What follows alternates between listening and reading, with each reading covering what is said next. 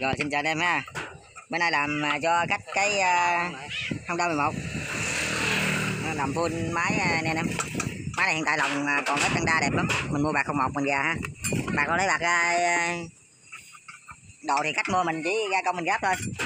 Ăn tiền công 4 xị. Bạc Thái Nhật in cho ba mặt này bạc Nhật anh em. Bạc này nhiêu đấy? 160.000. 82 ly 0.25. Cái này cặp bùi sông với cặp cò bình xăng lớn, bình xăng con. Này gã máy hay là đầu lô? Đó, nhiêu cặp này nhiêu? 80.000 cặp bùi sông. Con nắp. Đây này con nắp cò. Con nắp lắp lô hay ghen. Lô à. Rồi, đầy đủ đồ nha. Máy này lòng không nhưng mà mua bạc 01 về mình gà nghe anh em. Họ sẽ lòng. Trên thì làm miễn. Trên ghen. Trên ghen nha anh em. Làm miễn. Đó. Lòng không đây làm miễn. Máy này máy nhông nghe anh em ơi. Đó, ăn gấp cho khách đồ đạc thì khách mua. Rồi thay full và mặt đạn, 8 cái mặt đạn. Mặt đạn đầu, mặt đạn đuôi. Đạn nhông, mặt đạn cốt, 8 cái. Làm full luôn. Rồi bình lên bình mai hay là chạy bình thường? Bình thường. Bình mai thì có khách cũng đã mua bình mai về luôn. Nhưng mà khách nói bây giờ xăng nó quá mắc rồi nên khách không dám chơi rồi. Khách chơi lại bên kia này anh mua bán lại luôn 3 xị. Bên này của thằng GX mô tô khách mua để cho gáp nhưng mà khách sợ tốn xăng quá thì chơi lại máy này cái đồ đạt khách mua hết nhiêu rồi tổng hả chiều ngoài mình gáp mình ăn tiền công thôi 4 xị đồ đạt thì người ta tự mua nha.